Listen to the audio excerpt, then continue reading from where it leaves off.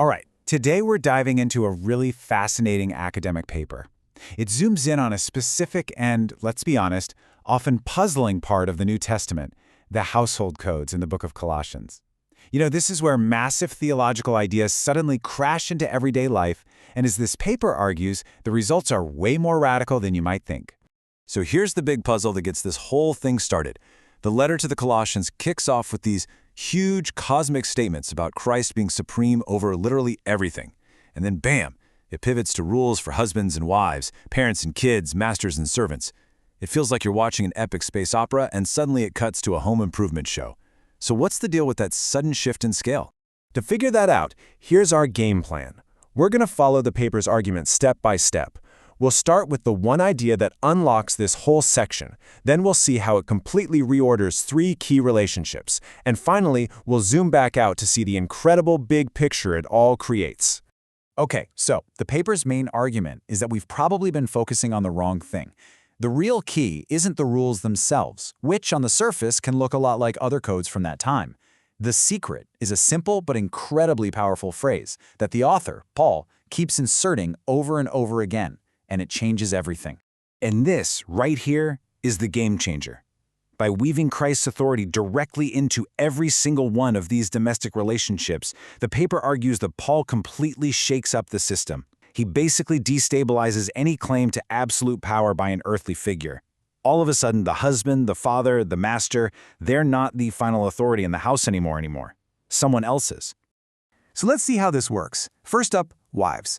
The instruction for them is qualified with this little phrase, as is fitting in the Lord. Now that's not just some spiritual decoration. It means the wife's ultimate, number one allegiance is to Christ. Her actions are now defined not by her husband's whims, but by her Lord. And you see the exact same move when he talks to children. Their obedience isn't just about following the rules or avoiding a timeout. It's reframed as something that pleases the Lord.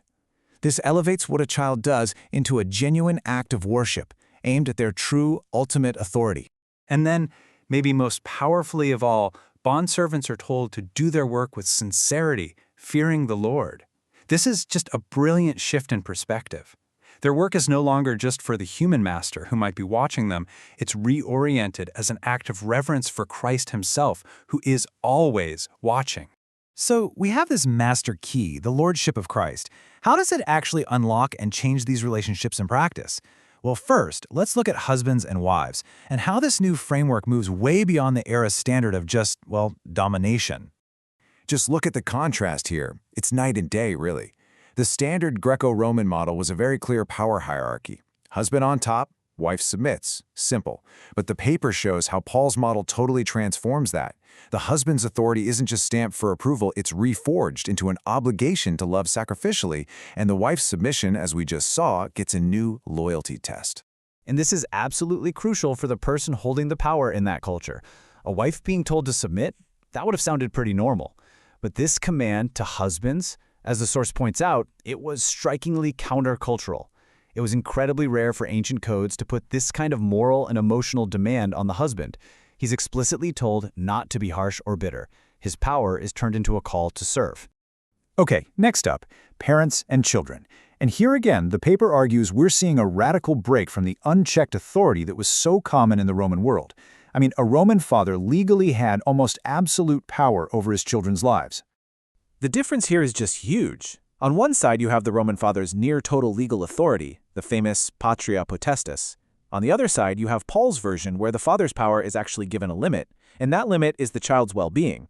And just as important, the kids are spoken to directly, as if they are responsible, moral people, which was a pretty rare thing back then. So you see, the goal of that authority completely changes. According to the paper, the warning against provoking children isn't just about being nice. It's to keep them from becoming discouraged, from losing heart and hope. A father's job is reimagined. He's not there to crush their spirit, he's there to cultivate their courage. And now we get to the most socially explosive relationship of the ancient world, masters and bondservants. The paper argues that what's said here is maybe the most stunning theological reversal in this entire passage. First of all, the powerless are addressed directly. They're not talked about like property, they're spoken to as moral people who can make choices. And then comes the absolute bombshell, a promise that would have been completely unthinkable in their world. that from the Lord they will receive an inheritance as their reward. They're told that their real master, the one they're truly serving, is the Lord Christ. Now, to get just how revolutionary that promise of an inheritance was, we have to understand what that single word meant at the time. An inheritance was all about family status, legal rights, and property. It was everything a slave was legally denied. In fact, a slave was property. So this promise gives the most powerless people in society a brand new identity as heirs in God's family, giving them a status and a future that their earthly situation could never touch. And then, just like that, the tables get turned on the powerful. Masters are reminded that their authority isn't absolute, it's borrowed. They also have a master in heaven, and they're going to have to answer to him. This puts both the master and the servant on the same level ground before God, both of them accountable to the very same standard of justice. So let's pull all of these threads together. How does all this answer our first question? Why in the world would you go from talking about the cosmic Christ to talking about what happens at the kitchen table? The paper offers this really powerful metaphor. The Christian household is designed to be a kingdom outpost. Think of it like a little embassy of heaven on earth.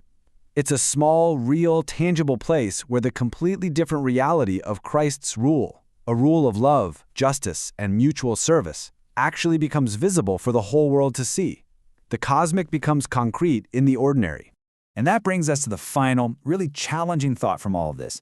What if these commands about marriage, parenting, and work aren't just an afterthought to all the important theology? What if they're actually the main event? What if our most ordinary, everyday relationships are the primary stage where our allegiance to a cosmic king is truly put to the test and put on display?